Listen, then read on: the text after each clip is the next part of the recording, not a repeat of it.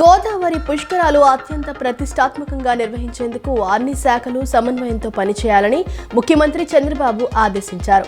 పుష్కర ఘాట్లు, రోడ్లు, టెంట్లు, మరుగుదొడ్లు సహా ఇతర మౌలిక సదుపాయాల కల్పన కోసం పనులు చేపట్టేలా ప్రతిపాదనలు సిద్ధం చేయాలని సీఎం ఆదేశించారు. ట్రాఫిక్ నియంత్రణ, శానిటేషన్, తాగునీరు, భక్తుల సౌకర్యాలపై ప్రత్యేక దృష్టి పెట్టాలని సూచించారు. ఉప ముఖ్యమంత్రి పవన్ కళ్యాణ్ ఇటీవల క్షేత్రస్థాయిలో పర్యటించి చేసిన సూచనల్ని పరిగణలోకి తీసుకోవాలని చంద్రబాబు ఆదేశించారు. పుష్కరాల నిర్వహణతో పాటు రాజమహేంద్రవరం ఒక మెగా సిటీగా అభివృద్ధి అయ్యేలా పనులు చేపట్టాలని సూచించారు. జిల్లాలో సుదీర్ఘకాలంగా పెండింగ్ లో ఉన్న ఇళ్ల స్థలాల క్రమబద్ధీకరణకు ముఖ్యమంత్రి చంద్రబాబు నాయుడు గ్రీన్ సిగ్నల్ ఇచ్చారు. జిల్లా స్థాయిలో ఎంతవరకు చేయగలరో చేయాలని, జిల్లా స్థాయిలో క్రమబద్ధీకరణ కుదరని పక్షంలో కేబినెట్ కు తీసుకురావాలని సీఎం ఆదేశించారు. ఈ మేరకు జిల్లా కలెక్టర్ల నుంచి సమాచారాన్ని తీసుకోవాలని సూచించారు. గృహ నిర్మాణ శాఖలో పెండింగ్ లో ఉన్న బిల్లుల చెల్లింపు ప్రక్రియను కూడా మొదలు పెట్టాలన్నారు. ఈ మేరకు గృహ నిర్మాణం, ఆర్థిక శాఖలు సమన్వయం చేసుకోవాలని సీఎం చంద్రబాబు ఆదేశించారు. తాను ఇప్పటి వరకు ఒక్క తెలంగాణ నాయకుడిని కూడా ఒక్క మాట అనలేదని డిప్యూటీ సీఎం పవన్ కళ్యాణ్ అన్నారు. తనకు రెచ్చగొట్టడం ఇష్టం లేదు, అందుకే ఎన్నోసార్లు తగ్గి ఉన్నానని పవన్ స్పష్టం చేశారు. తెలంగాణలో జనసేన ఉంటుంది, మేం పోటీ చేసి తీరుతామని పవన్ కళ్యాణ్ సగర్వంగా ప్రకటించారు. తెలంగాణ భారతదేశంలో అంతర్భాగమన్నారు. తెలంగాణలో తానే తిరుగుతానని పవన్ కళ్యాణ్ పేర్కొన్నారు. దశాబ్దాల బెదిరింపులకు చరమగీతం పలుకుతామన్నారు. ప్రతి అన్యాయాన్ని ఎదుర్కొంటామని ఈ సందర్భంగా పవన్ కళ్యాణ్ తెలిపారు. తుంగభద్ర గేట్లు ప్రమాదకరంగా ఉన్న నాటి సీఎంగా ఉన్న జగన్ పట్టించుకోలేదని మంత్రి నిమ్మల రామనాయుడు ఆరోపించారు. 6 నెలల్లో తుంగభద్ర డ్యాంకు తాము కొత్త గేట్లు ఏర్పాటు చేసినట్లు వెల్లడించారు.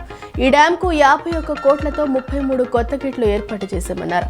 తుంగభద్ర గేట్లను ఈ నెలాఖరున ఏపీ, కర్ణాటక ముఖ్యమంత్రులు ప్రారంభిస్తారని తెలిపారు. మంత్రి నిమ్మలను మంగళవారం Tungabhadra board chairman SN Pande కలిశారు. ఈ సందర్భంగా మంత్రి మాట్లాడుతూ భారీ వరదలకు తుంగభద్ర డ్యాం 19వ గేటు కొట్టుకుపోయిందని తెలిపారు. భారీ వరదలోనూ స్టాప్ లాక్ గేట్ ఏర్పాటు చేయడం ద్వారా 80 టీఎంసీల నీటి వృధాను అరికట్టామని తెలిపారు. రైతు సంక్షేమం, భూసార పరిరక్షణ, సుస్థిర వ్యవసాయ అభివృద్ధికి కట్టుబడి ఉన్న రాష్ట్ర ప్రభుత్వం ఖరీఫ్ 2026 సీజన్లో పచ్చిరొట్ట పంటల సాగును విస్తృతంగా ప్రోత్సహిస్తున్నట్లు రాష్ట్ర వ్యవసాయ శాఖ మంత్రి కింజరపు అచ్చెన్నాయుడు తెలిపారు. ముఖ్యమంత్రి నారా చంద్రబాబు నాయుడు నాయకత్వంలోని కూటమి ప్రభుత్వం వ్యవసాయాన్ని మరింత లాభసాటిగా తీర్చిదిద్దే లక్ష్యంతో రైతులకు అవసరమైన మద్దతు అందిస్తోందని పేర్కొన్నారు. రాష్ట్ర ప్రభుత్వం నిర్దేశించిన విధంగా 2047 నాటికి హరిత విస్తీర్ణాన్ని 50% పెంచేందుకు చేస్తున్న ప్రయత్నాల్లో సమిష్టిగా ముందడుగు వేయాల్సిన అవసరం ఉందని, జిల్లా వ్యాప్తంగా విస్తృతంగా మొక్కలు నాటే కార్యక్రమాలు చేపట్టాలని కలెక్టర్ డాక్టర్ జి లక్ష్మీసా అధికారులను ఆదేశించారు. వర్షాకాలంలో జిల్లా వ్యాప్తంగా వివిధ ప్రభుత్వ శాఖల భూములు, సంస్థల భూములు, రహదారులు, రైల్వే లైన్లు, కాలువల వెంట మొక్కల పెంపకానికి ప్రత్యేక ప్రాధాన్యాలు ఇవ్వాలని సూచించారు. ఇందుకు ప్రతి శాఖ ప్రత్యేక కార్యాచరణ ప్రణాళికలు రూపొందించాలని ఆదేశించారు. మొక్కలు నాటడం మాత్రమే కాకుండా వాటి సంరక్షణపై ప్రత్యేక దృష్టి పెట్టాలని కలెక్టర్ ఆదేశించారు. డిఎస్సి 2025 నియామక ప్రక్రియలో అక్రమాలు, అవకతవకలపై తీవ్ర ఆరోపణలు వెల్లువెత్తుతున్న నేపథ్యంలో నిరుద్యోగ యువత తీవ్ర ఆందోళనలో ఉందని సిపిఐ రాష్ట్ర కార్యదర్శి గుజ్జుల ఈశ్వరయ్య అన్నారు. ఈ మొత్తం వ్యవహారంపై స్వతంత్ర దర్యాప్తు సంస్థలతో ప్రభుత్వం తక్షణమే సమగ్ర విచారణ చేయించాలని డిమాండ్ చేశారు. దేశవ్యాప్తంగా ఎంతో ఆసక్తిగా ఎదురుచూస్తున్న నైరుతి రుతుపవనాలు స్వల్ప ఆలస్యంతో కేరళలోకి ప్రవేశించేందుకు సిద్ధమవుతున్నాయి. భారత వాతావరణ శాఖ తాజా అంచనాల ప్రకారం జూన్ 4న కేరళ తీరాన్ని రుతుపవనాలు తాకే అవకాశం ఉంది. దీంతో దేశంలో అధికారికంగా వర్షాకాలం ప్రారంభం కానుంది. రుతుపవనాల రాకతో దక్షిణ భారత రాష్ట్రాల్లో వచ్చే 6 నుంచి 7 రోజుల పాటు విస్తృతంగా వర్షాలు కురిసే అవకాశం ఉందని వాతావరణ శాఖ తెలిపింది.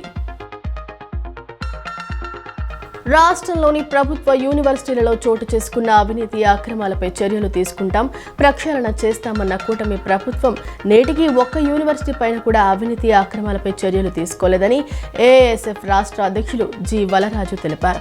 అందులో ప్రధానంగా Kadapa Yogi Vemana university, finance and architect university, Rayalaseema university తరచూ అవినీతి అక్రమాలకు అధికారులు అడ్డాగా మార్చారని ఆగ్రహం వ్యక్తం చేశారు.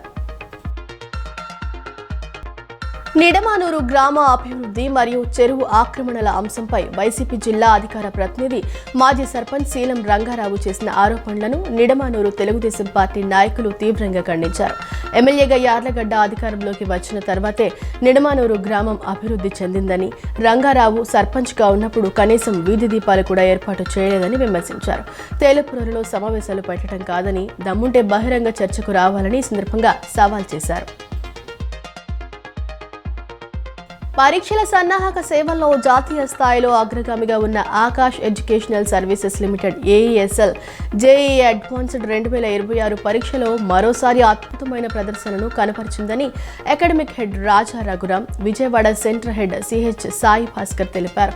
జాతీయ స్థాయిలో ఆకాష్ విద్యార్థులు టాప్ 100లో ఆల్ ఇండియా ర్యాంకులలో 4, 17, 35, 41, 42, 52, 59, 63, 86, 94 సహా పలు ర్యాంకులను సాధించారన్నారు. విజయవాడ బ్రాంచ్ నుంచి 11 మంది విద్యార్థులు అర్హత సాధించారన్నారు. రాష్ట్రంలోని అత్యుత్తమమైన ఆల్ ఇండియా ర్యాంకు 275ను బేతా సాయి ఆషిక్ సాధించాడని తెలిపారు. ఆంధ్రప్రదేశ్లో తొలిసారిగా ఎలక్ట్రో సర్జరీ సాయంతో అత్యాధునిక వాల్వ్ గుండె వాల్వ్ మార్పిడిని విజయవాడలోని ఆయుష్ హాస్పిటల్లో విజయవంతంగా పూర్తి చేశారు. ఈ మైలురాయి ఆంధ్రప్రదేశ్లో అత్యాధునిక స్ట్రక్చరల్ హార్ట్ ఇంటర్వెన్షన్ అభివృద్ధికి మరో ముఖ్యమైన ముందడుగుగా నిలుస్తుందని డాక్టర్ పాలపర్తి రఘురాం అన్నారు. గతంలో గుండె వాల్వ్ శస్త్రచికిత్స చేయించుకుని ప్రస్తుతం ఆ వాల్వ్ దెబ్బతిన్నప్పటికీ మళ్లీ ఓపెన్ హార్ట్ సర్జరీ చేయించుకోవడానికి అధిక ప్రమాదం ఉన్న ఎంపిక చేసిన రోగులలో ఇటువంటి అధునాతన క్యాథెటర్ ఆధారిత చికిత్సలు కొత్త అవకాశాలను కల్పిస్తాయన్నారు.